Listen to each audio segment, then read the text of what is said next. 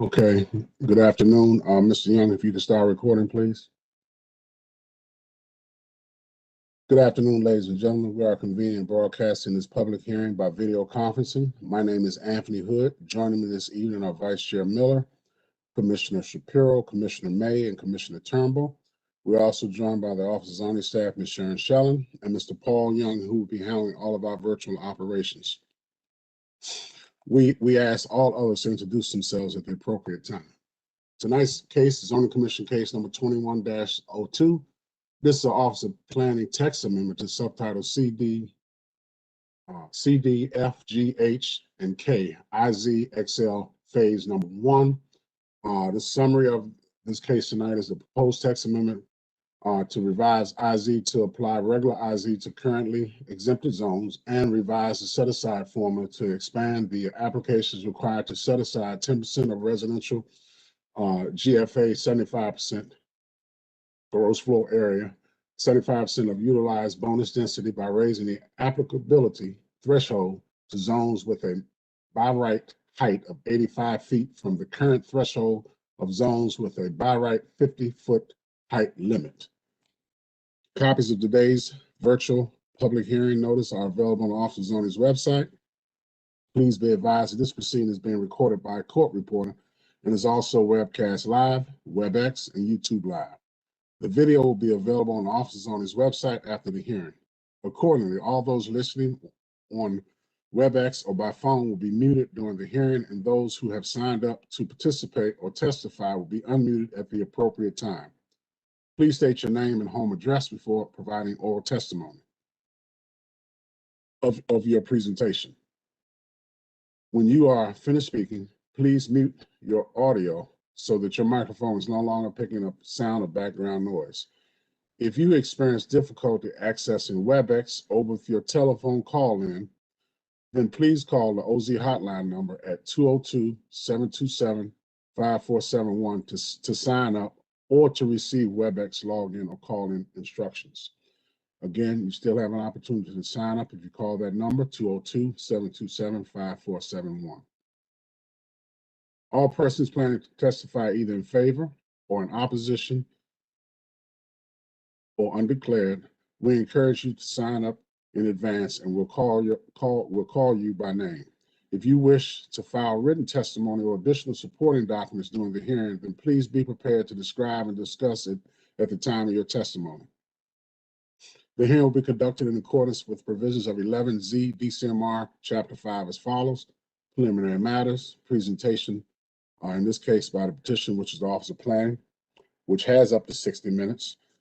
Reports of other government agencies, report of the ANC, this case is citywide, testimony of organizations and individuals.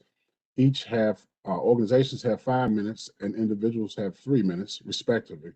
And we're here in the order from those in support, opposition, or undeclared. While the Commission reserves the right to change the time limits for presentations if necessary, it intends to adhere to the time limits as strictly as possible and notes that no time shall be ceded. Again, any issues, please call the OZ hotline number at 202-727-5471. At this time, the Commission will consider any preliminary matters. Does the staff have any preliminary matters? No, sir. Okay, with that, let's bring up the Office of Planning. And we will receive the report from Mr. Kirsh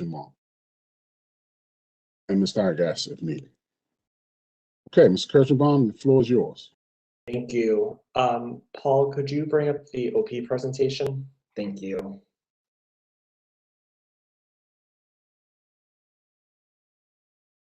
So good afternoon, Chair Hood and members of the Zoning Commission. I'm Jonathan Kirschenbaum with the Office of Planning for Case 21-2. The Office of Planning recommends approval of these proposed text amendments to apply the regular IZ program to certain exempt zones and to modify the existing set-aside requirements to reflect changes to both the building code and construction technology, which permit taller stick-built buildings. The proposal would not be inconsistent with the comprehensive plan. These text amendments would only apply to the existing IZ program, which we have been referring to as regular IZ. Next slide, please. So at one of our last public meetings about IZ, the commission requested sort of a timeline of all the different recent cases that have made changes to the IZ program. So first, we want to start off with that. So in September 2019, the commission approved case 0433I, which was a reorganization and technical corrections and also clarification of regulations to the regular IZ program.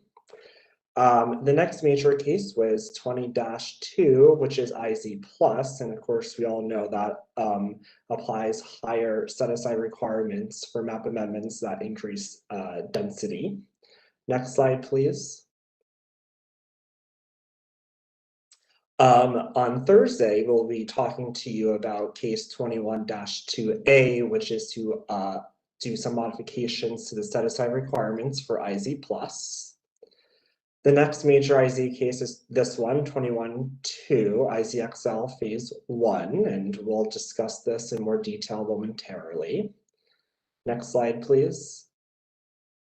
The next major case is 21-5, and that's IZXL phase 2. It was set down September 11th of this year, and that's to apply the regular IZ program to conversion of non-residential buildings to residential use.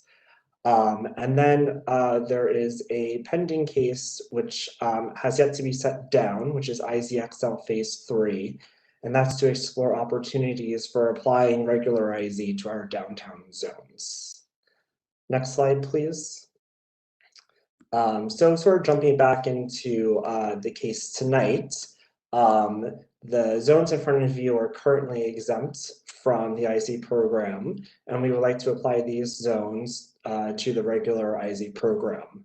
And that would be R3 in the Anacostia Historic District, MU13 in the Georgetown Historic District, NC6 H Street Zone in the Capitol Hill Historic District, RA5 and RA10. RA10 is the DuPont Circle Zone, Capitol Gateway 1, and the MU27, which is the Naval Observatory Zone. Next slide, please. So we'll start off with just an overview of the proposed IZ bonus densities. We'll start off with the R3 zone in the Anacostia Historic District. It is proposed to have IZ density bonuses that are consistent with the bonuses for the R3 zone outside of the historic district. IZ density bonuses would permit a minimum lot area of 1,600 square feet and could also allow a minimum lot width of 16 feet if granted by the Board of Zoning Adjustment as a special exception. We do know that there is concern that the proposed text amendment would increase the permissible height in this zone. There are no proposed changes to the maximum permitted height for this zone, and I would like to just allay any concerns about this. The current height limit for this zone is 40 feet 3 stories, and it will continue to be 40 feet 3 stories. Next slide, please. The MU13 zone is in the Georgetown Historic District, and it is proposed to have an IZ density bonus consistent with what this zone was under the 1958 zoning regulations outside of Georgetown. The IZ density bonuses would permit a maximum height of 80 feet and a maximum maximum FAR of 4.8. Next slide, please. The NC6 H Street Zone is located in the Capitol Hill Historic District, and it's proposed to apply to all properties in the zone other than Square 907. Square 907 contains the Navy Yard Card Barn historic landmark.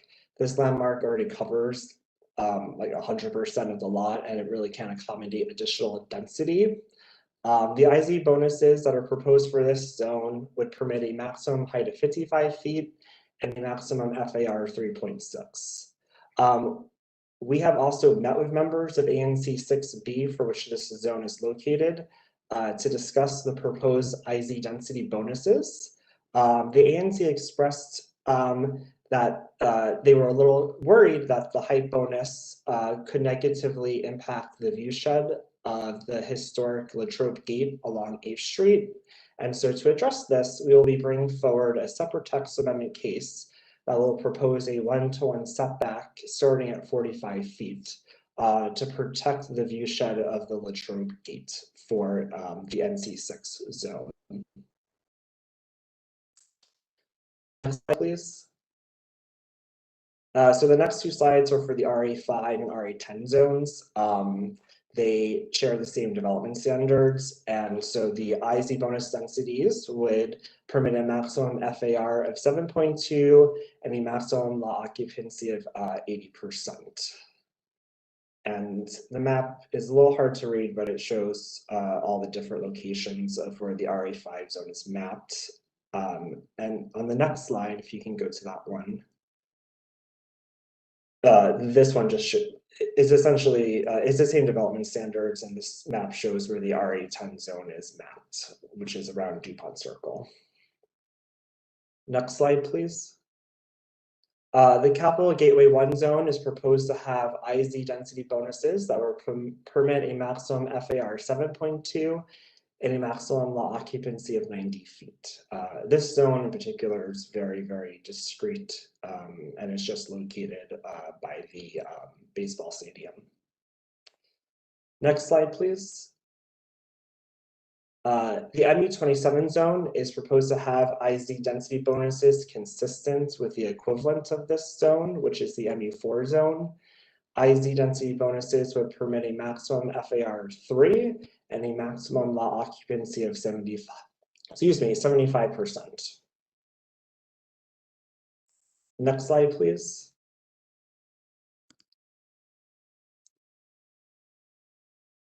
So the regular IZ program has two different set-aside requirements that take into account the type and cost of construction. For zones where the matter of right height limit is 50 feet or less, the existing IZ requirement is 10%, and for zones where the matter of right height limit is greater than 50 feet, the existing IZ set-aside requirement is 8%. Since the adoption of the regular IZ program, changes to the building code and also in building technology allow stick-built construction as tall as 85 feet, which is generally lower in cost than concrete and steel. So this proposed text amendment is to sort of reflect these changes in building code and also technology, and will change this height threshold from 50 feet or less to 85 feet or less, and from greater than 50 feet to greater than 85 feet. And that's highlighted in yellow in front of you. Increasing the height threshold as it relates to construction type and the set-aside requirement would result in potentially more IZ units. IZ Plus already proposes to adjust the height threshold from 50 feet to 85 feet, and this proposed text amendment would align the requirement for inclusionary developments for regular IZ. Next slide, please. So our OP's next steps as they relate to IZXL Phase 1 is to bring forward a text amendment to apply a 1-to-1 setback for buildings above 45 feet along 8th Street in the NC6 zone, and I discussed that earlier. And then we also propose to bring forward a text amendment to apply a vesting provision to these text amendments. OP has received comments from property owners that projects in the planning phase that do not yet have a building permit may not be able to continue because their financing is based on the existing the existing regular IZ set-aside requirements. This concludes my presentation. Please let me know if you have any questions. Thank you. Thank you very much, Mr. Kirchenbaum. I know that the Anacostia Historic District had some concerns, as well as one of the churches, and I didn't pull that file up. So my colleagues may ask those questions. I'm gonna let them go first. I may follow back up on some of those questions to get some assurances. I appreciate your opening statement about the Anacostia Historic District. I know they work very hard, and to get to where they are. And I know there's definitely some concern that make sure that we are all on the same ground of understanding what's being proposed here. So I want to make sure we get through that tonight as well. So with that, thanks again, Mr. Kirsh. Let me open it up and I'll see if my colleagues have any questions or comments. Commissioner May.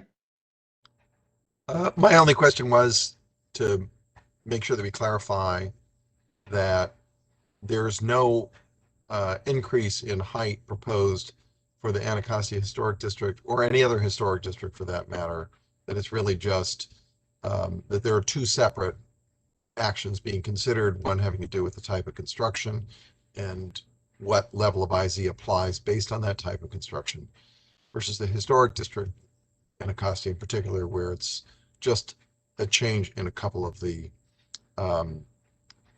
other limitations. So reducing the minimum lot width and reducing the minimum lot size.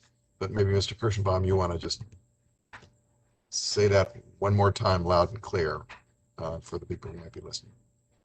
Sure. Well, regarding the R3 zone in the Anacostia Historic District, there is, again, no change to heights. So you cannot get any sort of IZ height bonus if you provide IZ units in the R3 zone in the Anacostia Historic District.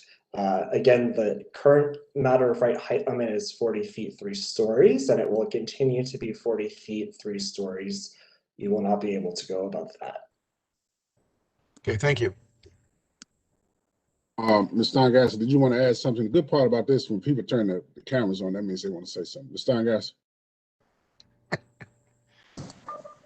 No, sir, I just wanted to be available in case Mr. Kirschenbaum needed some backup. Okay, it's always good to have some backup. Commissioner Shapiro, any questions or comments? Sorry, I hit video instead of mute. Quick one. You're making the obvious distinction between stick-built and concrete and steel. I assume stick-built means stick on podium, and that's what brings the additional height as well. I'm imagining that's where this goes, but that's the dividing line, right? That is correct. Okay, all right. Yeah, that's all I have, Mr. Chair. No other questions. Okay, Commissioner Turnbull. I have no real questions. I think Commissioner May addressed the concerns that I have, especially with the Anacostia area. The only thing I hope is that it's hard to look into the future and see if we've created any unintended consequences. So I think you're going to still work with OAG to work out the final language, Mr. Kirschenbaum? That is correct. We will be working with OAG closely to refine it, and we'll be working with them closely as well to further refine the vesting language that we'd like to bring forward to you. Okay. Yeah. Other than that, Mr. Chair, I really have no more concerns. Okay, thank you. Vice Chair Miller. Thank you, Mr. Chairman, and thank you, Mr. Kirschenbaum and Office of Planning for continuing to explore ways to expand our existing inclusionary zoning program, which is just one of many tools that the city needs to employ, but one that we're involved with, one little one that we're involved with to expand affordable housing opportunities in the city. And this one's although it's small, I don't know, I think it's maybe producing a couple hundred units a year now, finally, at this point. Maybe you can clarify that, Mr. Kirschenbaum or Ms. Steingasser, what the number is in the most recent numbers and projections. But this one, I mean, this program is one that doesn't cost the city in terms of a subsidy like many other affordable housing programs. There is a cost of administration of the IZ program, but by this point, I think we've gotten that under control.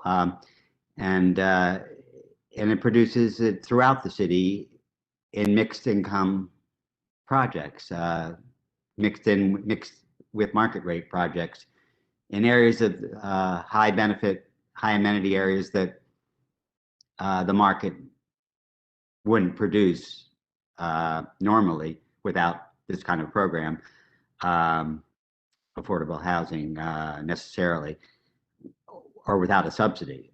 So it's important that we're expanding it in this way and seeing all the. I appreciate the slideshow that you had, Mr. Kirschenbaum, because there are a lot of numbers here and cases and Excel plus and regular and phase 3 and phase 2, and we want them all. But you did delineate, and I guess that slideshow is available now on our, or hopefully will be available on our website, so that the public and we can absorb it a little bit better as to what each of these cases have done in terms of expanding inclusionary zoning. So I think that was a very helpful and simplified version of summary of what we've done and where we're going. I don't really have any questions either. There's you're going office of plan. We want the our Office of Attorney General to work with you, Office of Planning, on the vesting language. I think in some of the, well, someone can correct me if I'm wrong, and I'm going on here rambling with a lot of different comments, but I think in some of the maybe one of the previous cases, IZ cases, the simplest way was just to delay the effective date to some date or months after our vote on it, which seemed like a simple way to deal with it in the past and has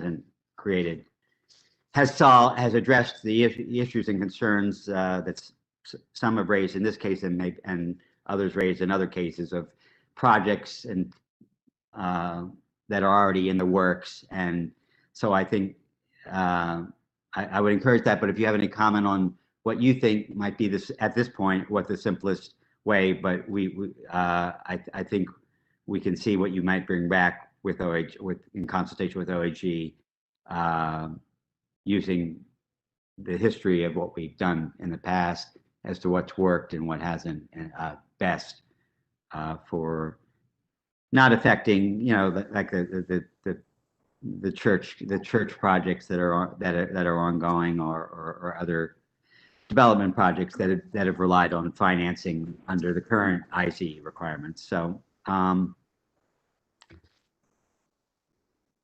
thought I did have a question in the back of my mind, Mr. Chairman. I'll interrupt.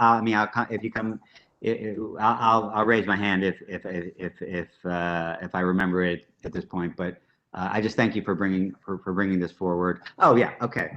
So I know if I rambled long enough, I might remember, but I would have gotten to it after the public testimony. So the Coalition for Smart Growth suggested in their testimony, which we may be hearing from them live in a moment. I'm not sure who signed up for testify, but we have their written testimony at Exhibit 9, which I think we've asked, and I think you are looking at the option of providing PUD level density of a zone as a matter of right for a qualified affordable housing project. If it's set aside a certain percentage, 20% or more, they're suggesting for households at or below 60% median family income. Can you tell me if you are looking at that, or will you be looking at that as you look at all these cases which you brought forward and others have brought forward to expand inclusionary zoning?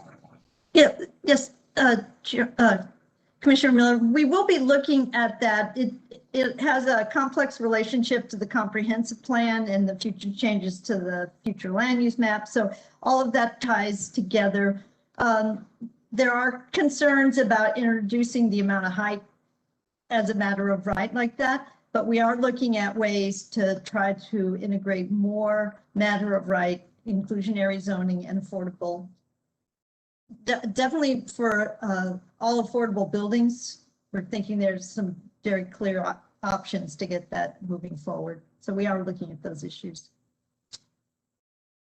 Well, I thank you for that. I thought you were. I just wanted to get that on the record. And did you have a opinion at this point about the vesting provision, or are you just that? We do support the vesting provision. There's some unique cases we want to make sure that are covered. Some of them have to do with the mayor's agent for historic preservation and the amount of time that takes before they even get into the building permit process. So we are looking at the different types of government, say, benchmarks that we can use, but we'll be working with the Office of Attorney General. We know they've advised you of their willingness to work with us as well. And then we'll also be involving, the stakeholders that are interested in it. But yeah, we'll definitely try to make it simple. We've done 2 or 3 different vesting languages sections that are in subtitle A, I believe, and we'll be referencing those and seeing if we can get a streamlined, straightforward version.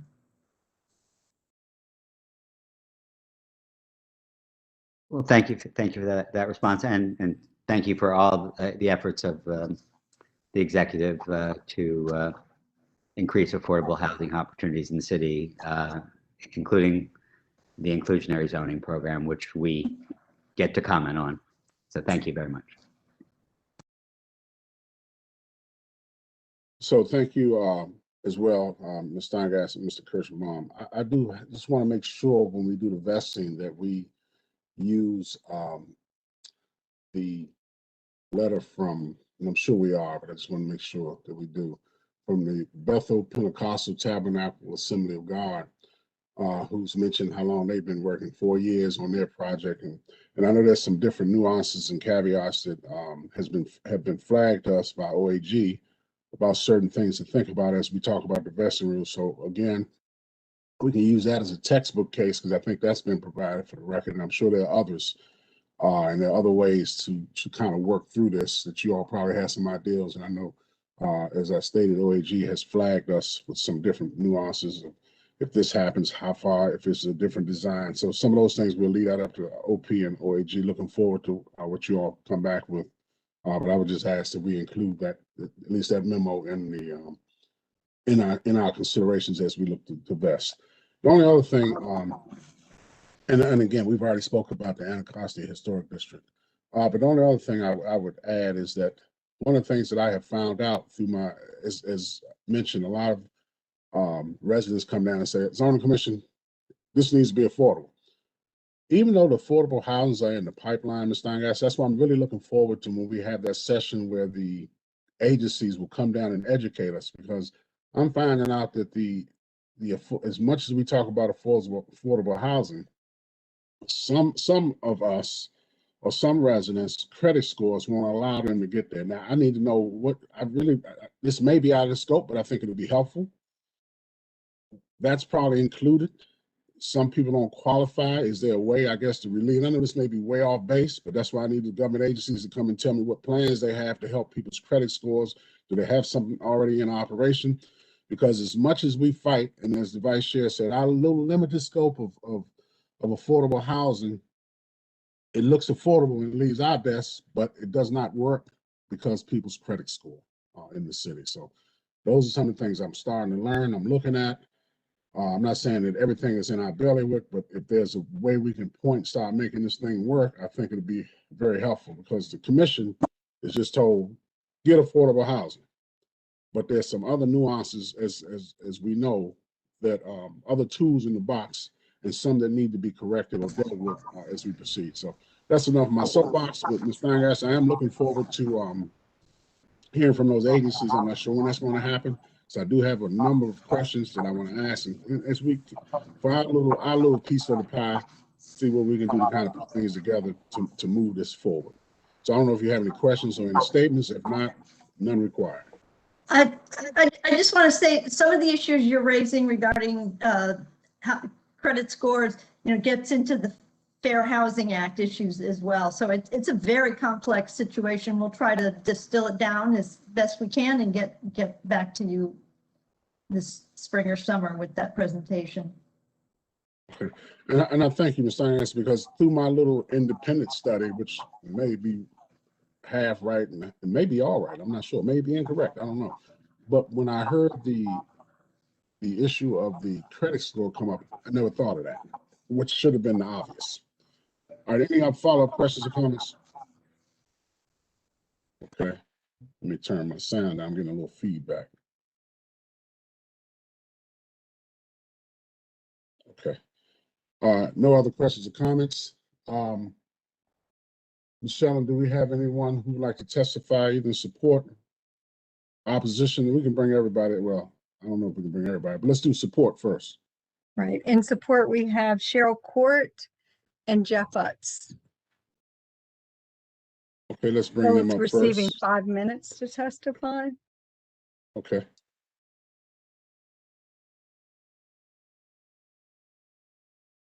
Okay, Ms. Court, you can start us off. You may begin, and then we'll go to Mr. Utz.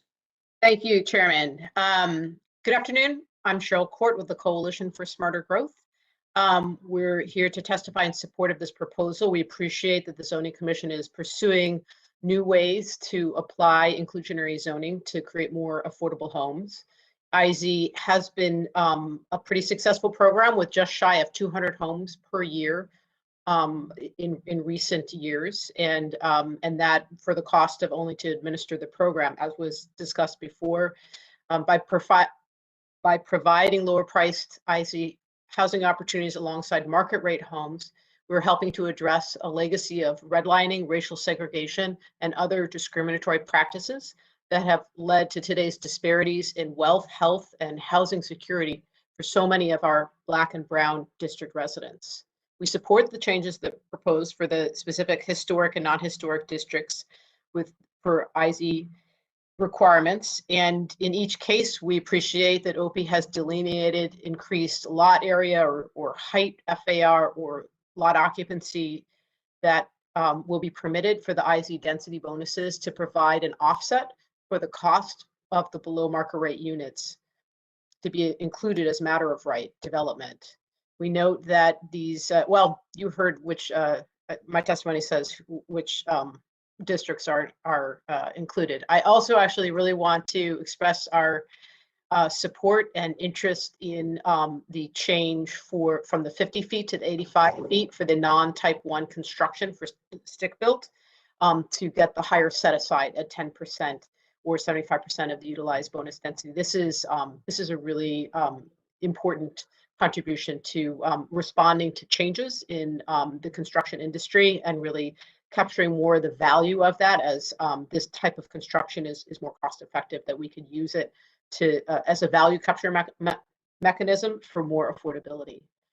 So I wanted to mention, as mentioned earlier, that we want to continue pursuing other opportunities that are within the realm of the Zoning Commission. We appreciate there are many things that you cannot do to make housing more affordable to more DC families, but we certainly want to make sure that we're exploring and exploiting every zoning opportunity. And so that is why we have proposed that we look at using a PUD level density for a matter of right qualified affordable housing project. We've suggested a 20% set aside in serving households at 60% of median family income or less. So with that, I just want to thank the Zoning Commission and Office of Planning for continuing to pursue whatever you can do to address our housing affordability crisis, and acknowledge that this is part of a much larger effort where we need much greater increased investment in housing affordability through things like the Housing Production Trust Fund, local rent supplement, but also making sure we're leveraging every zoning opportunity that we have. Thank you. Okay, thank you, Ms. Court. If you can just hold around, we may have some questions for you. Mr. Utz, maybe.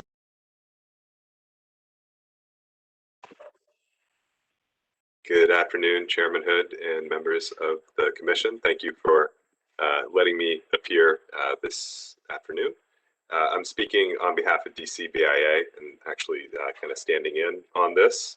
I just wanted to, first of all, say thank you for taking another look at the inclusionary zoning concepts, and particularly give credit to the Office of Planning for delving deeply into the regulations and look for ways to kind of improve and broaden the program. We do have some concepts that we wanted to put in the record, but we filed our letter late this afternoon. So the primary reason for appearing now is to kind of pass the letter into the record and ask that it be received. Primarily, the main comments that we'd like to make relate to vesting as well. So much of what you've already heard, the Office of Planning already includes a concept of vesting that is being studied and to come down the pike. We would support that under the rationale that it does take a great deal of time to study project sites and line up financing and figure out a direction for a project, and then get into all the levels of drawings that are required to even get to a permit. So we would very much request that vesting concept is studied as part of the rollout of this IZXL Phase 1 concept. The letter that we're submitting also does include some models that walk through the financial impact of the wood construction above 50 feet for RA3, MU5, and MU8 that we would hope that the Commission takes a look at. And then it also talks about some of the need to make sure to review the incentive capability for inclusionary zoning in those items that are the certain exempt zones currently, basically the historic exempt zones, where there needs to be a sensitivity to the ability to actually achieve those zoning bonuses, the modification capability for height, in addition to bonus density, that is theoretically going to be available for these properties, but it might not actually be in many of them, whereas there's the oversight. And I'm thinking in particularity some in Georgetown that are really not able to step outside of their matter of right envelope and some other locations in the district. So with that, we would love to submit our letter into the record and then be available for any questions as well. Thank you. Okay, thank you. Thank you both. Let me see, Commissioners, any problems with DCBIA being able to submit their letter to the record? Okay, no objections, so we will accept that, Mr. Hudson. We appreciate it. Ms. Corda, I appreciate your comments, especially when you said we know that the Zoning Commission can't do all the affordable housing, just a piece of it. A lot of people think that we can do all of it, so I really appreciate that because they even got us to the point where we're trying to push as hard as we can. But I do agree with your comments and the Vice Chair's that we can do all we can with within our bailiwick and what we can deal with. So once we do that, then I think it's the other pieces have to come into play. So I just wanted to thank you for saying that because that's very important. We can only do but so much, and I really appreciate your comments. Let's see any questions or comments. Commissioner May. Okay, Commissioner Shapiro. Question for Ms. Court. Is there someone in the background who wants to give testimony? I can't tell. There we go. That's it. That'll do, Mr. Chair. That's all I have. Yes, I'm in my 6-year-old's bedroom. So, you know, Ms. Court, usually I bring them, they come to the camera and tell us their name, but obviously he's having a good time with whatever the 6-year-old is doing. I don't know if it's a male or female, but they're having a good time. So we'll just leave them alone. Okay. It's all boy and it matters. Oh, okay. All right. Commissioner Turnbull, any questions or comments? Vice Chair Miller, any questions or comments? No questions, but thank each of you for your testimony. I appreciate your longstanding interest in it and advocacy on this issue. Yeah. All right, again, thank you all very much. So no one else is in support. No, but I want to say that we do have DCBIA's testimony, so I'll go ahead and add that. Okay. What about opposition? Can we bring those? We do those have folks up? opposition and we have also undeclared. I have given the list to Mr. Young, so I believe he will start pulling them up. Okay. Let's bring up opposition first. Camille is first, then Greta. I don't know how many he's going to be able to get up. Hi. Yes, can you So hear me? This is Camille. Camille. Yes, Camille will be first. Yes, go ahead, Camille. You may begin. You may begin. Yes. Thank you. Yes, so first, I think it looks like, there's been some clarification brought during the meeting. But, we got very confused by the proposal with regard to its impact on heights. I think all this would need really to be clarified, and we would appreciate if, the assessment made by OP can be, shared, and we can understand really what site, where it could have an impact and why and how. If it's just about allowing smaller, narrower houses of the same height, it should not be an issue, but this should be, clearly explained. And I think, that should be sort of one of the conditions to move forward with this proposal. In principle, if it's not no height increase and just narrower building, it could be possible, but right now, based on what we had, it was very confusing. And I want to say like why we are so concerned about height. I think when the historic district, as explained in the testimony, was created, the major threats for the integrity of the historic district were zoning changes and higher density. We understand there's the need for higher density, and it can happen in many places, but there is only one historic district east of the river. And we would very much appreciate if OP give a bit more consideration to that. We're a bit concerned because there have been past decisions by OP that didn't really reflect that, okay? So that's why I think OP needs to regain a bit trust of the community and show that they actually understand the character and work around that. And the main concern we're having is related, for instance, from the PUD. They have approved in 2013 just across the historic district, between the historic district and the Anacostia River. They have allowed some increase of density there. Now it's 85 feet, based on some assessment that we understand didn't really look at, the character of the historic district. So now we're kind of stuck with this type of changes. And I hope as we move forward, with this type of development, OP is going to be able to make up for, some mistakes that have been made there. So, again, we welcome affordable housing. I think there are a lot of areas outside of the historic district, really nearby, where this can happen. But I think it's very important that as we move forward, OP is very transparent and clear about what is proposed and how this is actually impacting the area. And I think in the current proposal, it wasn't clear. So I can leave it there, and maybe Greta will have other things to add. Thank you. Okay, thank you, Camille. If you can hold tight, we may have some questions for you. We appreciate your testimony. I think Ms. Fuller was next. Ms. Fuller, Yes. you ready? Yes, hello. I can't seem to get my camera. I don't know if it's working or not, but I think you've all seen me You did come before. on for a moment. You did Oh, come on okay. for a moment and went back off. Well, you don't really need to see me, but anyway, my name is Greta Fuller, and I'm a former commissioner, 5 terms for Historic Anacostia, a member of Historic Anacostia Preservation Society, of which Camille is speaking for today, and more importantly, a resident. And like Camille said, we're glad that everyone spoke and clarified the height issue. However, I'd like to go to page, I guess it's page 3 of the document that was sent out, and it actually talks about the zone R3 in the Anacostia Historic District, and there is a table there. Do you know what I'm talking about? It says it's the zone speaking in terms of R3. also planning's report? Yes, and I think it says the minimum lot width, matter of right, IZ and IZ with special exception.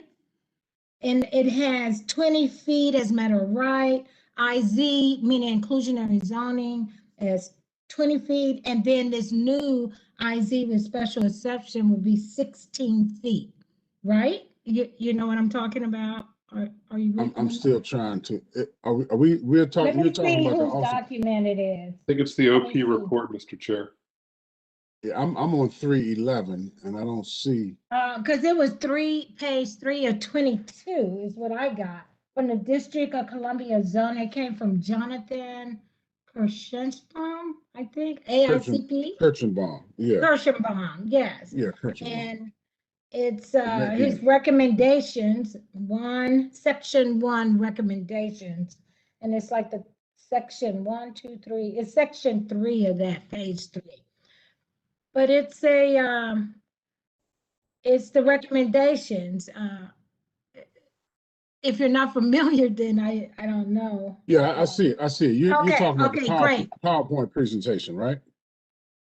You're Well, looking at I the got it PowerPoint. as a document. I have it as a document, but go on. Okay. All right, well, go ahead with your testimony. Okay, well, it's in section 3, analysis for exempt zones is what it's under. And then it talks about historic districts. And the part that I'm concerned about is it says zone R3, and that's us in Anacostia. The matter of right is 20 feet, the IZ is 20 feet, and the IZ with special exception is 16 feet. With now the minimum lot area is 2,000 square feet for a matter of right, and the IZ would be 1,600 square feet.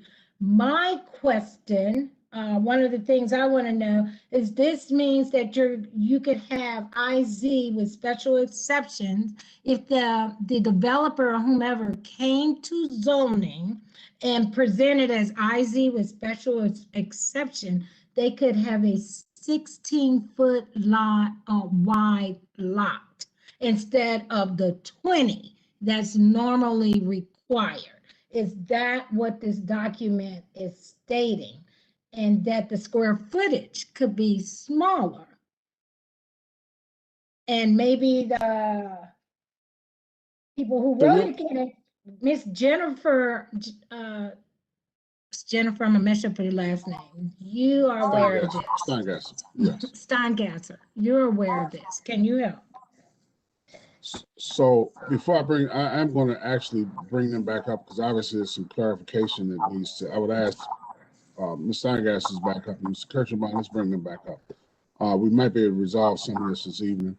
I don't know who wants to answer Ms. Fuller's question, but I think Mr. Kirchenbaum or Ms. Steingasser, one of you all can respond about her question about the extension of IC with the special exceptions. That may be helpful. That is correct. The inclusionary zoning standards in the R3 for row house zone would allow a matter of right width of 20 feet with an area of 1,600 square feet.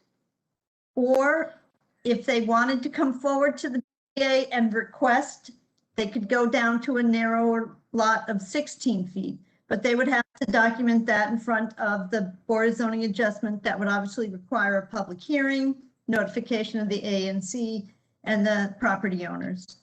Okay. So I am reading this correctly, that they could Yes, ma'am. come to zoning and get a special exception, and then that would be 16 feet.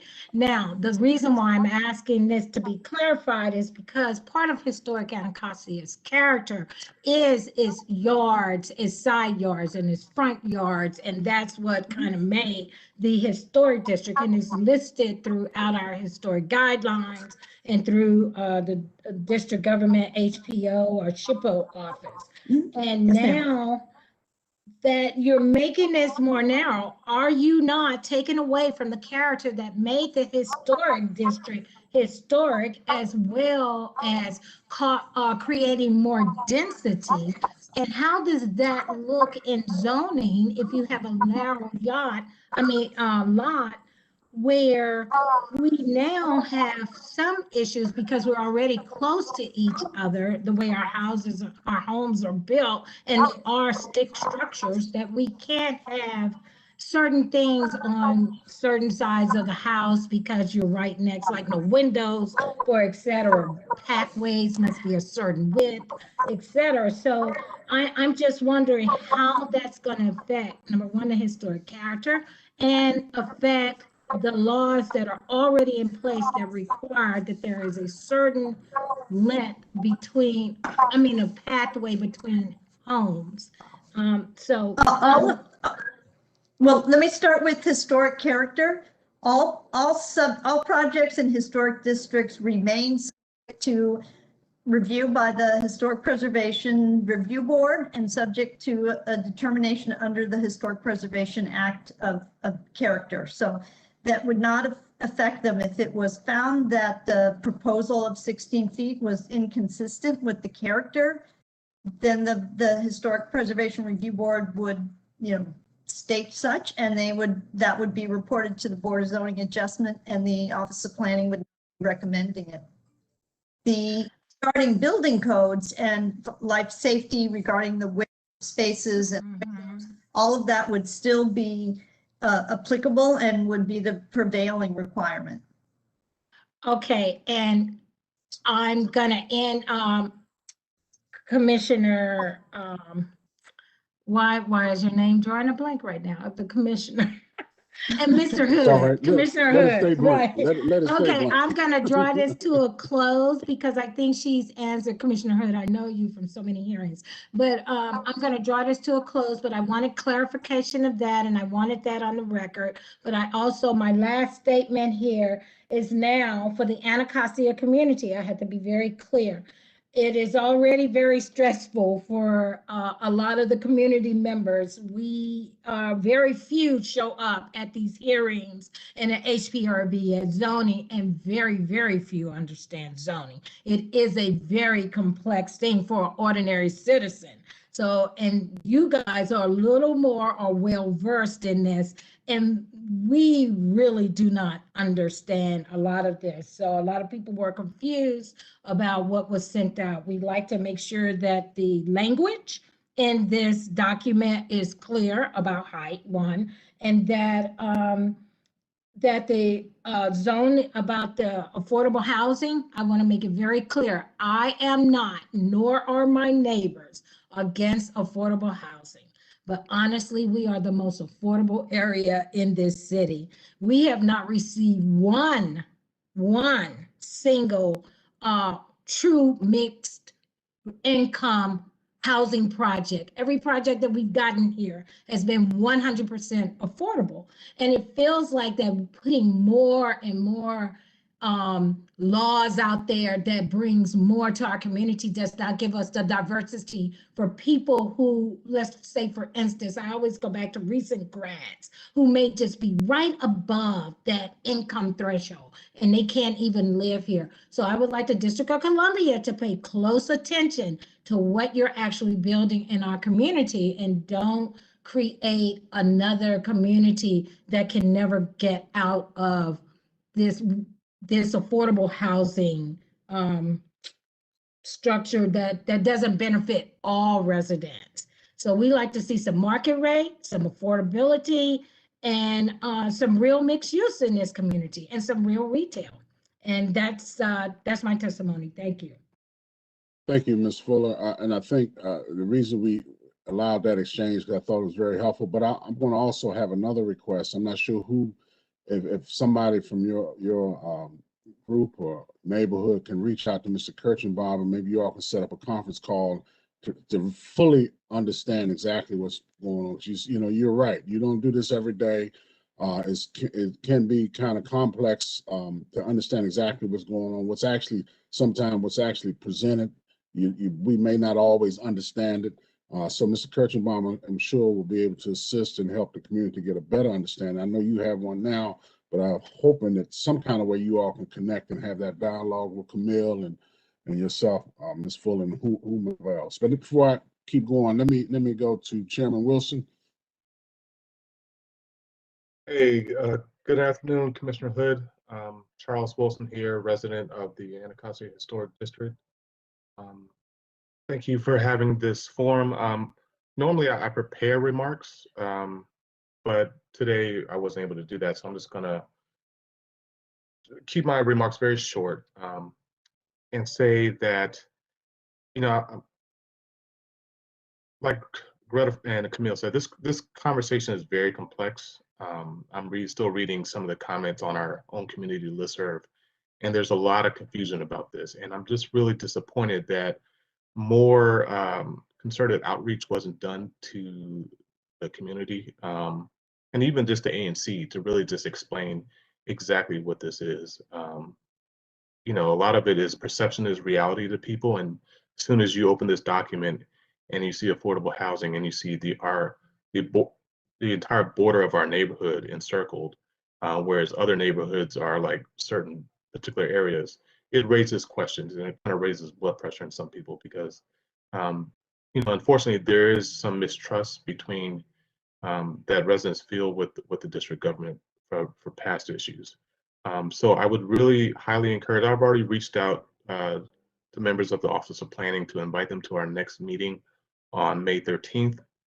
They said that they were going to make sure that somebody was there to really explain exactly what was going on. So I just wanted to make sure that that was clearly stated. The other, and I think a lot of the other comments are really just questions because I still am confused about this. There are historic districts all over the city, and I'm just wondering, like, why were these highlighted? Also, I forgot, this commissioner, I don't see his name here, but he talked about unintended consequences. And I would really encourage, you know, I know it's hard to like look at a crystal ball and see what's going to happen in the future, but I would really encourage everybody to say, really ask those questions. What could be some of the unintended consequences of this, and how could we get in front of it before we sign this into law? So again, I don't have any prepared comments outside of that, but I just wanted to put that on record. Thank you. Okay, thank you, Chairman Wilson. Let's see, Ms. Shannon, do we, and I want everybody to hold tight because we may have some follow-up questions. Do we have anybody else that I may have, what about Joanne Knight? Ms. Knight? Yes, hi. Okay, go right There we ahead. are. Hi, thank you. I appreciate your allowing me to speak. My name is Joanne Knight. I'm a resident of historic Anacostia. And essentially, I just want to echo what my neighbors have said. I initially signed up today to speak because of the height requirement confusion. That is not on. But I also echo all the comments that have come before me because I also feel strongly that the historic Anacostia community is something that is uniquely special to the city. And I sometimes worry that it's not seen as unique and special as it should be. It dawns on me that when, and I say when we become a 51st state, Douglas Commonwealth, the landmark of Frederick Douglass is in historic Anacostia. And we have an area that should be treasured and really seen its value as a historic area, because I think it's going to become more and more increasingly important to our city. So just speaking to a couple of things. First, what Charles was saying about the unintended consequences. Just from my time of being in this community, which has been about 4 years, I've seen that most developers, when they come to ask for or present building plans in our community, time and time again, they ask for the exceptions. So the exceptions then become the rule. It essentially, every time we make exceptions to our historic rule, they then become the default because most developers want to see that happen. And, you know, I also echo with everybody else, we absolutely need more affordable housing in our area, and I fully support that. And I want to make sure that everybody can stay in our community who wants to stay in our community. But just want to echo that as much as we can look at the opportunities for including affordable housing within the context and making sure we're keeping the spirit and the specialness and the uniqueness of our community alive. Because it really is a special place, as you all know. And that's why you have so many community members who are so passionate about coming to these meetings when we can, and all the talk on our listserv, because we care deeply and we really want to make sure our community retains that uniqueness and that specialness that we all cherish. So that's essentially what I wanted to say. And also, lastly, I guess I also echo everybody comments of making sure we can include the community so we can avoid future confusion and really get that buy-in from the community on future decisions. So thank you very much for the opportunity to speak and to let my opinions be shared with you. And that's it. Thank you. Okay, thank you. If you can hold tight, we may have some questions. I'm trying to go through everyone who's in opposition. Dobromir. Hopefully I'm pronouncing that correctly. You pronounced it correctly. My name is Dobromir and I'm an Anacostia resident. And I'm echoing what my neighbors are saying. I signed to testify against the height, increasing height to 85 feet, which was clarified by Mr. Jonathan presentation. I don't like to mispronounce his name. And I'm glad to hear that. And when you talk about the character of Anacostia and historic preservation, I'd like to be very well understood that one of the most historic things in Anacostia that hasn't changed for centuries is the width of Good Hope Road and Martin Luther King Jr. Avenue Southeast. And that's like 2 lanes each direction currently. And that dictates the size and the volume of development that we can accommodate. And I'd like to, and this is our main commercial transport and commuter corridor. And I'd like to just briefly compare with our sister neighborhood, Georgetown, where their major commercial corridor, Am Street, is 50% wider. And I don't see buildings more than 3 level high. Or Am Street Southeast, that's 50% wider. So anyhow, this is the reality that dictates the volume of development that we can accommodate height-wise and width-wise, and I'd like this to be understood. Also, for bringing more affordable housing, we need more affordable housing in DC, and you need more housing in general. My concern with bringing more affordable housing in DC is that public servants like teachers, firefighters, and policemen do not qualify for the affordable housing that's built in Anacostia. And I would like to have neighbors, such neighbors. So I kind of worry if you go into direction where you have affordable housing that excludes public servants and parts of demographic that they do need housing in DC and stay maybe in the area where they teach, or they're or policemen that they know their area and such. That's pretty much what I wanted to say. I'm glad the height issue has been clarified, and it's not going to be more than 45 feet and more than 3-story high. And these are my concerns. And also, we should get more clarity on what this change is about. Thank you. Okay, thank you. If you can hold, we may have some questions. I see Thomas, I think it's Thomas Mabega. Okay, so Thomas, you could go ahead and begin.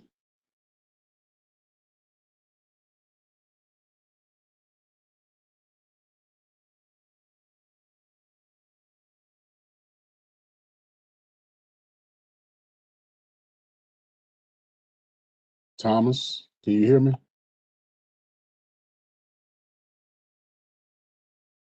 Okay, what we'll do is I'll go to undeclared. We'll come back to Thomas, but let me just say this first.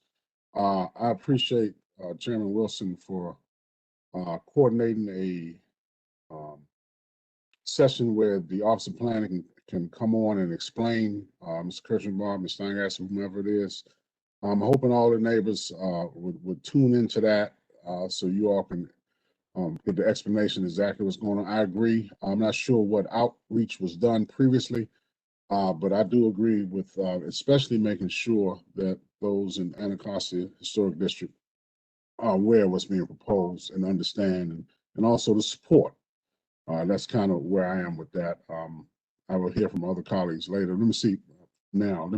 Commissioner May, any questions of anyone of the panel? Okay, Commissioner Shapiro. Commissioner Turnbull. None, Mr. Chair. Okay, and Vice Chair Miller. No question. Thank you, Mr. Chairman, and thank each of you for taking the time to come down and testify. And I echo the words of the chairman to encourage further dialogue between Office of Planning and the community to understand what's being proposed here and going forward. Okay, and I actually would like the results of that session. Chairman Wilson, if you could, I would like the results of that session. Will do. We'll share it. Thank you. Thomas. Okay, let's leave Thomas up. He may come up when we do the undeclared. He may come on then. Let's bring the undeclared up. Mr. Young, please.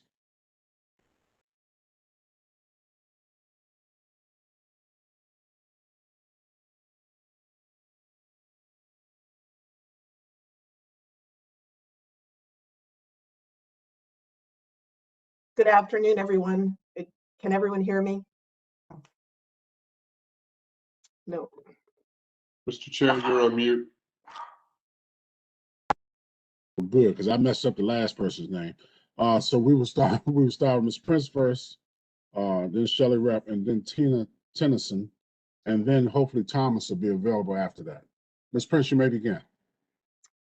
Thank you, Chairman Hood and members of the commission. I'm really testifying tonight or this afternoon just out of interest in IZ. I attended every single IZ meeting hearing when you adopted it way back in over 10 years ago, and I've followed it with great interest. And I just had a couple of observations, and I don't want any of my observations to take away from OP's incredibly hard work on this. I mean, the effort that they've put into revisiting portions of IZ is really astounding, and the quality of the reports is outstanding. So, and also the Office of Zoning. I mean, we're all just doing the best we can, getting notice out and trying to reach ANCs whenever anything is proposed these days. But vesting, you heard about vesting, and I'm not going to be really repetitive, but I want to make sure that the commission's clear. There's a big difference between vesting and effectiveness. Those are two different things. So vesting is what has to be done to be protected under the regulations that you designed your project under. And then effectiveness is when do the regulations go into effect. So the vesting rule is wildly confusing because it's different for text amendments and map amendments.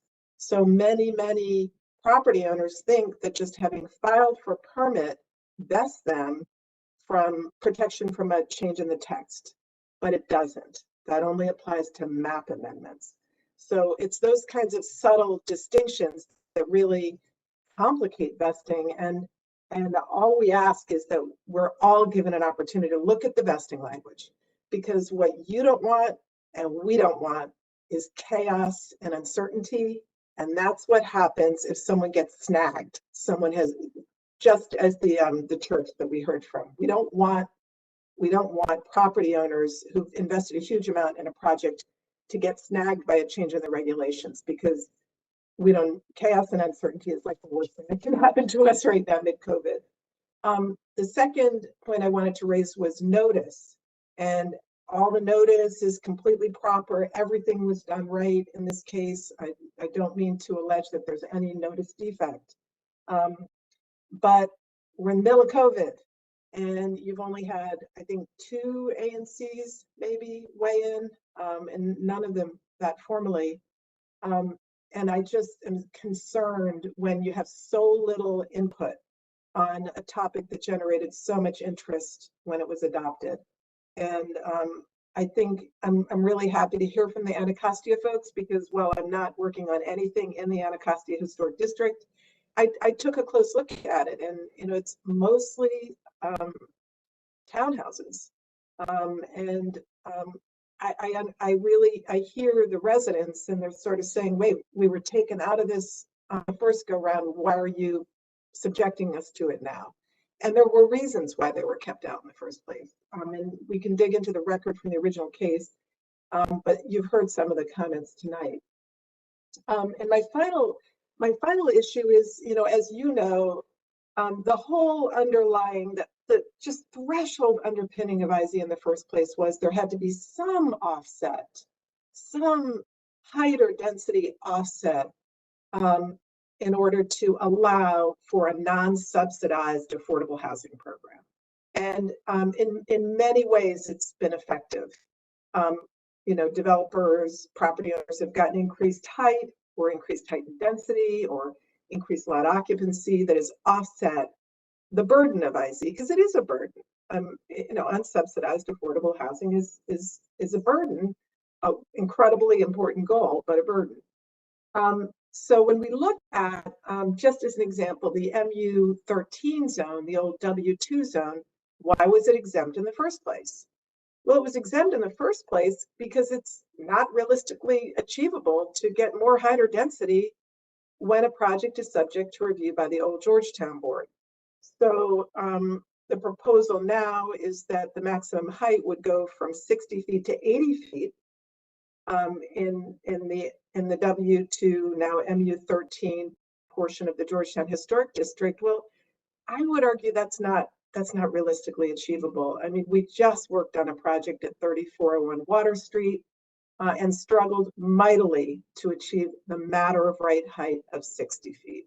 So there really were reasons why these zones were left out in the first place. And I'm not arguing that this can't be studied more.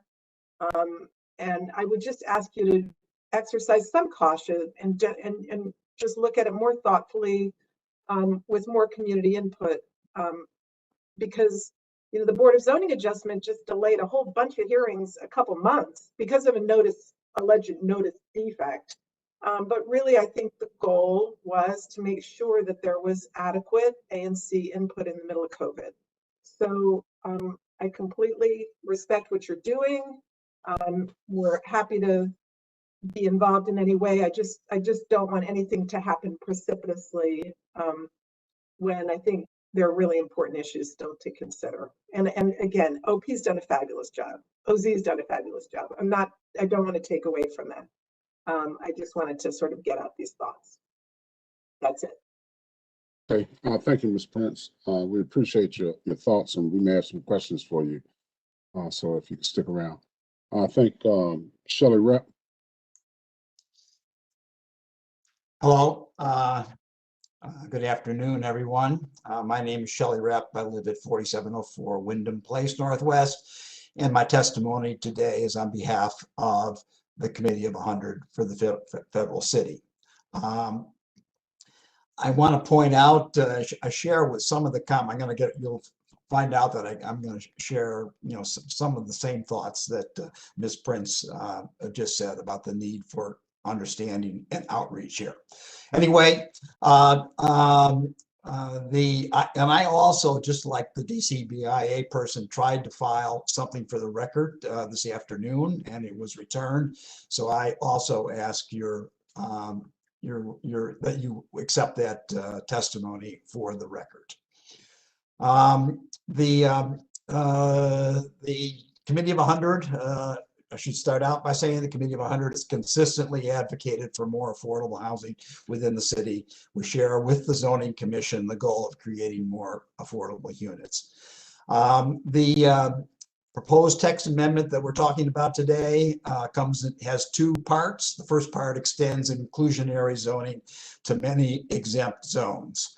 The text amendments proposed by the Office of Planning would apply the regular IZ program to a number of exempt zones throughout the city, including zones in the Anacostia Historic District, the Georgetown Historic District, and the Capitol Hill Historic District. By way of background, the Office of Planning originally proposed IZXL Phase 1 on January 19th, 2021. The set-down hearing was held on January 28th, after which on February 26th, a notice of public hearing was published in the DC Register. OP's public report is dated April 19th. As of yesterday, when we prepared our written comments, only 2 public comments have been filed, one by the Coalition for Smarter Growth, a developer-funded organization, and one on behalf of Bethel Pentecostal Tabernacle Assemblies of God, which dealt with the vesting issue that you've heard about. Since then, the Historic Anacostia Preservation Society has filed a statement in opposition, and a second vesting comment was filed. With respect to the Anacostia Preservation Society filing, Commissioner May, I think, asked Mr. Kirschenbaum whether or not any of the historic districts had higher height under this proposal. Mr. Kirschenbaum said that there was no additional height with respect to Anacostia, but I believe that the other 2 historic districts, Georgetown Historic District and Capitol Hill Historic District, the proposals both involved additional height, either from 60 to 80 feet. Actually, Ms. Prince just indicated, and in the Capitol Hill case, from 45 to 55 feet. DC's inclusionary zoning rules are complex and not well understood by many. Even OP can misinterpret the rules, as shown by OP's proposal to need to revise the rules for enhanced inclusionary zoning, which were just approved.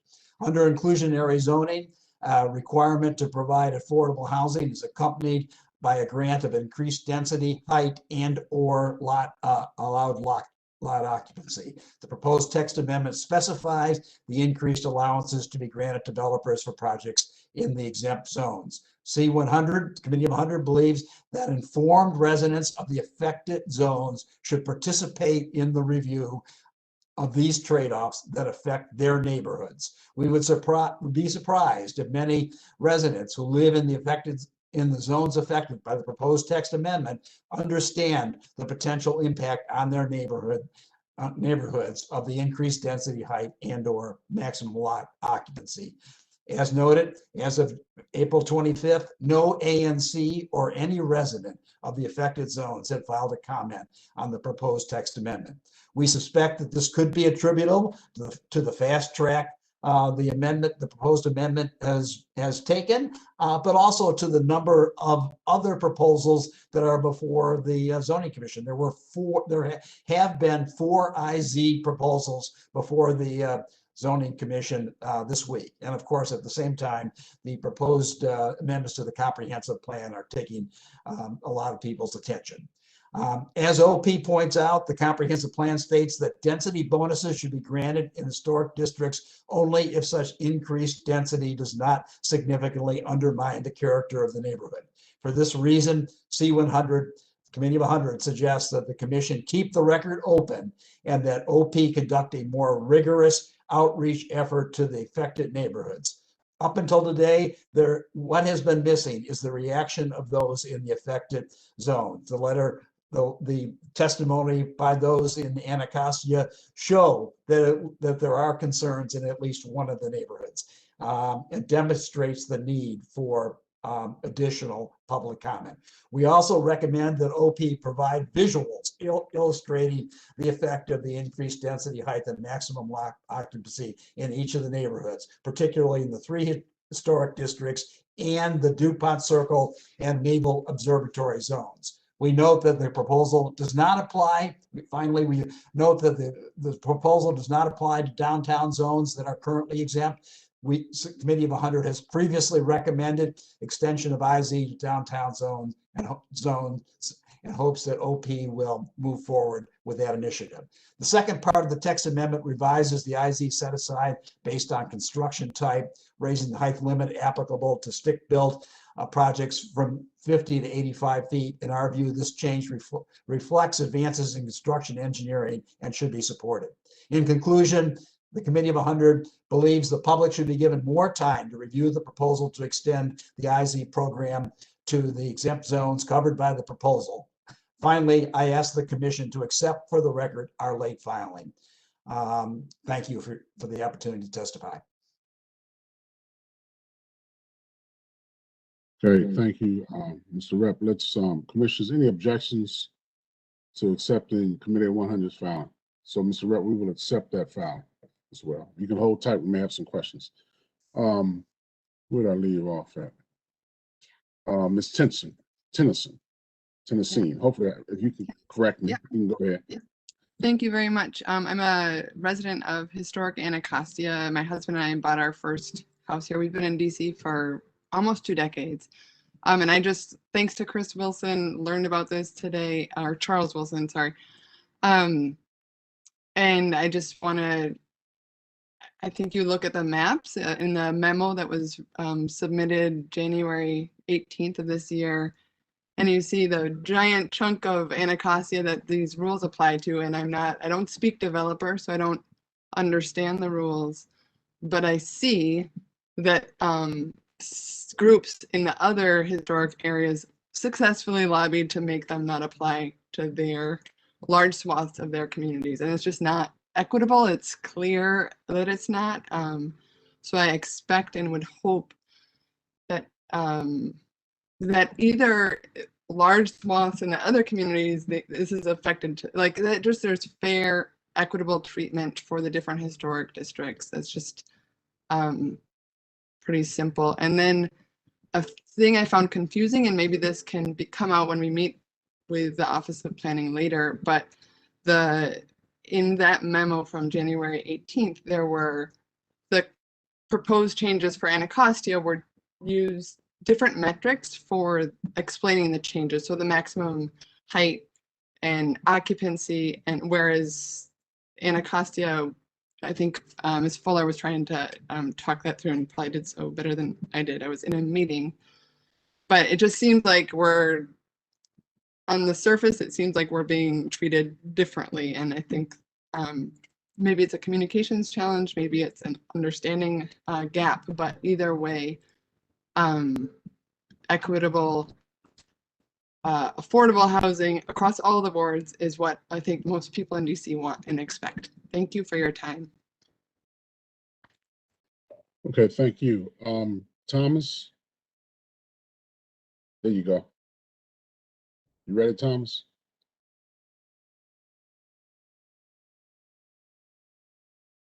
Thomas, I saw you take it off on mute.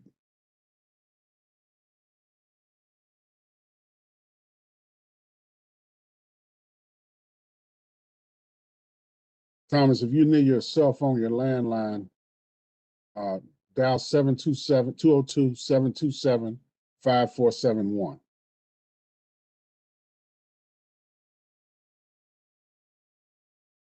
You may just need to go to his audio tab at the top. There should be an audio tab, and make sure you're using, there's a drop down list for a microphone.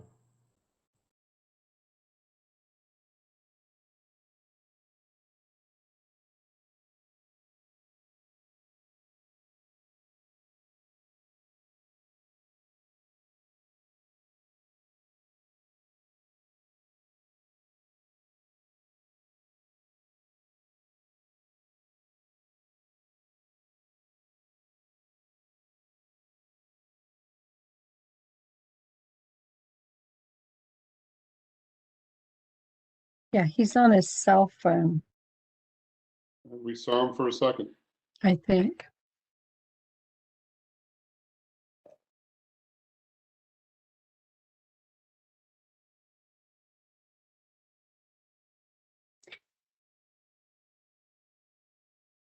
He is muted. Can you unmute him, or has he got to unmute himself? Oh, he's unmuted. Can you hear me? Yes. Can you hear me? Yeah, now we can hear you. Go right ahead, Thomas. Oh, finally. You would think with COVID that we'll have this, I would have all this figured out by now. Sorry about that, apologize. But similar to a lot of other testimony you guys have heard already, as a resident property owner historic district, there are a lot of questions and concerns that I have as far as the impact of this proposal and its recommended changes to not only historic Anacostia, but how it will impact the aesthetic of the historic district and its character. So I fully support affordable housing like most other residents of the district. And I'm still concerned about these changes and unintended consequences to our neighborhood. So that was my statement. I don't have much more to add, but I do look forward to hearing more about this proposal. Okay, thank you, Thomas. I'm glad we were able to get you in. I think that I'm going to bring Ms. Steingasser and Mr. Kirchenbaum back up, but I believe they're going to be meeting with Historic Anacostia. But I will say this, and I do appreciate and understand Historic Anacostia and others who have some concerns about what we're doing or what's being proposed, because we haven't done anything. But I do know that there's another set of residents in this city who say, zoning commission, and we get it all the time, get it done, get this done, do this, hurry up, we need affordable housing. So I do want to applaud the Office of Planning, whether you agree, pro or con. We're trying to do, I mean, the Office of Planning is trying to push to the commission of what has been pushed by a lot of residents in this city who want affordable housing. We all want affordable housing, you know, but we got to work together to get it done. I'm not saying go over there and redo Historic Anacostia. No, I'm not saying that, because I think Historic Anacostia, as Ms. Prince said, there was a reason these things were done. And I will say, Ms. Prince and others, that COVID has changed the way we do things. There are rulemakings, Ms. Prince, that we have in the hearing room and nobody shows up. I've been around a long time, but I think in this particular case, yeah, there is some latitude, some room for error, because COVID, we have to readjust ourselves. We're trying to make sure we reach out to all ANCs.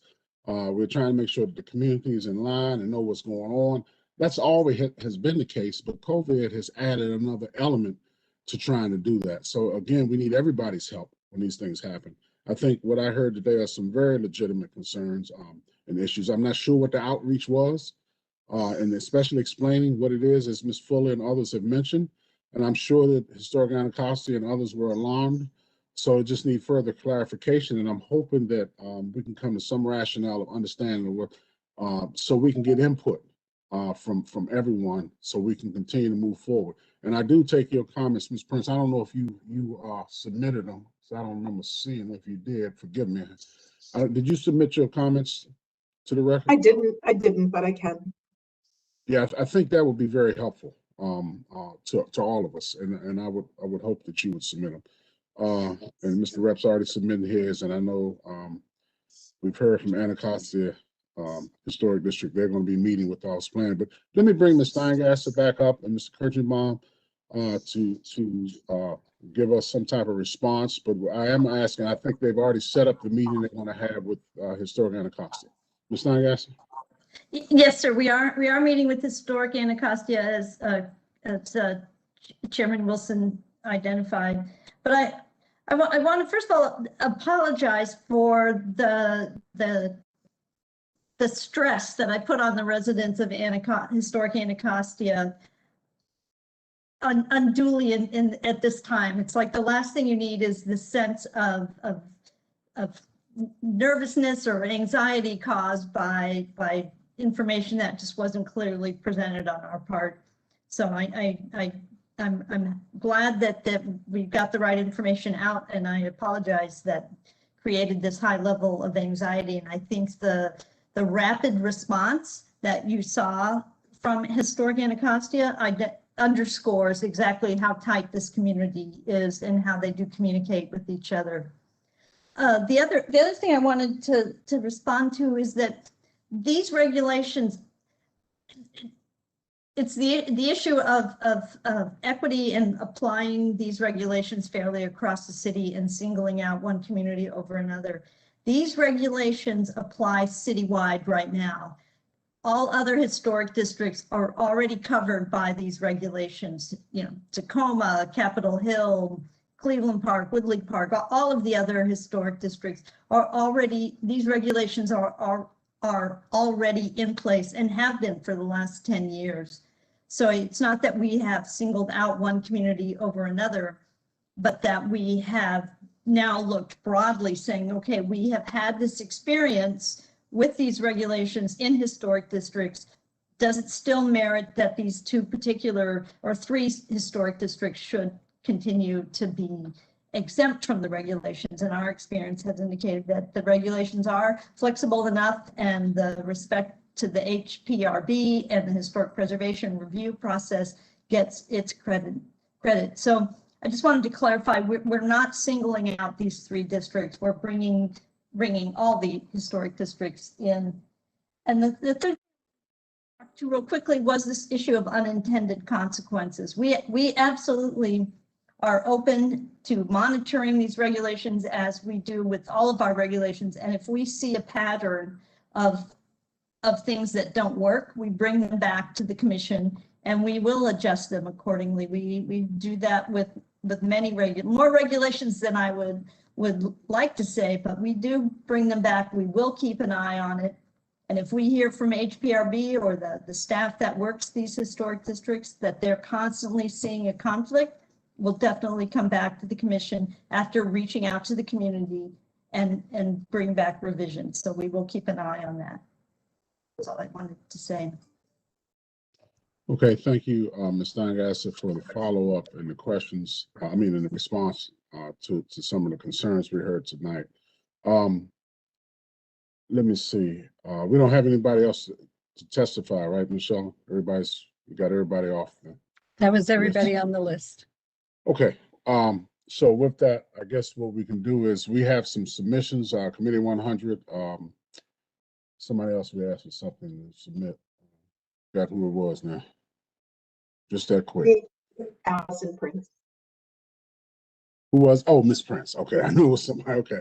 See, you disappeared from my being able to look at you, so now I forgot. But anyway, so we have Miss Prince and Committee 100 submissions. We also have a meeting that's going to be held with the Anacostia Historic District for greater understanding. And I'm not sure, but I can tell you this, Carly, I would rather wait until the May 13th meeting, but I'm gonna open it up before I even take proposed, because I think we have a lot of insightful information to again help us as we move forward. That Office Planning is going to have, OAG will have with the vesting, and I think we have more of a completed package as far as doing even a first vote. And I think this is a 2-vote case, and I would like to wait until after the historic Anacostia meeting is held. I think Chairman Wilson said the 13th, and I also would like to wait until some of the other information has been provided to help with the vesting, as Ms. Prince alluded to, effect. I think those are all things that need to be considered as OP and OAG and OZ come back with something that's a little more closer together for us to make a final decision to move forward with proposed. So let me open it up. Any questions or comments? Any suggestions, Commissioner May? Commissioner Shapiro? I'm fine with waiting, following your timeline. The only thing I want to say is Ms. Steingasser's comments around her recognizing that perhaps the communication wasn't what it should be. And I was thinking of all this, the many, Commissioner Turnbull started it, but the many people who referred to unintended consequences. And I think there's, the unintended consequences of not communicating this the right way. And I think it's just recognizing that if you're talking about a district that has, lots of reasons to be suspicious based on a long history of discrimination, and then you're looking at a map with a red line around it, then yeah, I think then we all need to be attentive to that and make sure that we do special communication in districts that need to hear it. So that's what I heard from Ms. Steingasser. I appreciate that, and I'm glad this meeting is happening, and I think we should wait. Okay, thank you. Commissioner Turnbull? I'm fine in waiting. I think it makes a lot of sense. My only concern, excuse me, Ms. Steingasser said that, for instance, in some of the historic areas, that either Georgetown or HPRB would make if you find something that's too high, the height is in conflict with the neighborhood, that they would be making a recommendation and that would come before the BZA. So I'm kind of in a quandary. Is it all on the BZA? Is it determining? Are they going to be put in a bind, determining the height in the historic area? Because if HPRB says it's too high, I mean, I think it's the whole thing about it. Does it fit in the neighborhood?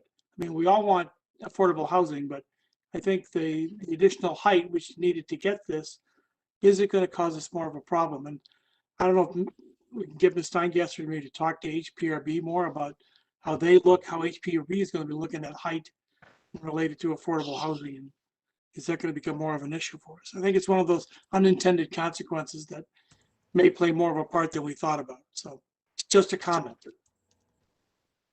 Okay, thank you, Mr. Chairman. I'm sure Ms. Steingasser has received that comment and so noted. I'm sure she will further investigate. Anything else, Mr. Turnbull? Okay, Vice Chair Miller. Thank you, Mr. Chairman, and I just want to thank each of the witnesses for their testimony. I look forward to reading the testimony which I haven't read of Committee 100, DCBIA, Ms. Prince, and anybody else who testified tonight who we don't have the written testimony. Didn't have it until today. I think it's useful for all of us to absorb that for the next just a few weeks. I really don't want to put it off for more than that. It is a 2-vote process here that allows further comments after we do proposed rulemaking on May 13th, if that ends up being the date. And as others, the chairman and Ms. Steingasser pointed out, the zoning regulations are a living document. They're not, nothing is frozen in stone. As much as we would like to be done, one and done, we never are. And that's what the public hearing process is for, to hear the concerns, to address, to clarify what any miscommunications or misunderstandings, and address concerns that can be addressed, but not forgetting what the overall goal here is. And the goal is to equitably treat throughout the city. That's what inclusionary zoning is all about: equitable, inclusive, mixed income development throughout the city. And we have heard in numerous cases, we've sat on Georgetown cases where there was an opportunity for additional inclusionary zoning, but it did not apply. And that was just a missed opportunity that we couldn't do anything about. Anyway, I appreciate everybody's testimony. We'll try to address everybody's concerns, and the future dialogue is important, and that should continue to be ongoing. So thank you, Mr. Chairman. Okay, thank you all. I am really, I know that we want to see, but I want to make sure that we have ample time to look at all the information. From the testimony I heard, I think it's going to make this, and I say this all the time, it's going to make this, what we're doing, better, because I think everybody brought some added value. Wasn't nobody just griping, legitimate. Everything I heard tonight was legitimate, and I think we need to incorporate it into our proceeding and into what we're doing. So I think that'd be very helpful. The other thing is, and I want to echo what the Vice Chair and Ms. Steingasser said, which we say all the time, as Ms. Steingasser already mentioned. If we find something's not right, they will bring it right back to us, and we will tweak it and make whatever changes necessary, so we can kind of rule out and try to cut out some of those unintended consequences. So that's where I am with all this. I don't know if we have any other questions or comments. Michelle, do we have anything else? I just want to update as far as what the record is open for. DCBIA and the Committee of 100, they'd already submitted their comments, so staff already has those, and I've already directed other staff to upload those into the record. Allison Prince's testimony, the record will be open for that. The record will also be open for OP to submit their PowerPoint presentation. And I believe you asked Charles Wilson to follow up with a meeting with some others. Just an update on how his meeting went and where Anacostia are. And I think Historic that district could is. probably be submitted when the record reopens for the 30-day comment period. No, I want that before I want that before I vote the first time. Okay, so he needs to submit that. I didn't know when the meeting was taking The place. meeting, I So, think, is May the 13th. Well, whenever it is, I want it after the meeting. I think he said May the 13th, unless I got that date okay, wrong. because our meeting is May 13th. Okay, well, we're gonna have to do it after that because I need to have, Okay. I want to have their comments. Okay, so as soon as he has that meeting, if we could get that, if he's still listening, which I don't see him on here. Okay, So, well, somebody, let's see if Ms. could Fuller let him still on. know. They can pass the information on to me. Yeah, if he could just submit that then by May 15th, that would be great. And then, other than that, the record is closed until the proposed rulemaking is published, and then it would reopen for a 30-day public comment period. Okay, all right, and also, I do want to say that, again, COVID-19 has made all of us adapt and change how we do things. We might not hit every bell and whistle all the time. So bear with us, work with us. And I'm sorry that this got to the point where a lot of communication wasn't put out there. But remember, a lot of things that all of us are doing in our everyday lives has basically been altered. So we all are still learning. We're still going through the process of doing these electronic hearings and everything. So I just wanted to say that for the record. Commissioners, any other follow-up questions or comments? All right, so the zoning commission will meet again. Well, we'll have our meeting. Oh, no, wait a minute. We have something. I'm sorry. The zoning commission will have a follow-up hearing on American University campus plan on April the 28th at 5:30 p.m. And we'll be on these same platforms. So with that, I want to thank everyone for their participation tonight. Again, your comments were well received, and we'll have a better outcome with everyone who participated. We really appreciate it. And with that, I want to say good night and see you all on Wednesday at 5:30. Good night. Okay, thank you. I'll tell Charles too. Okay, thank you. All right. Bye. Bye. Yeah.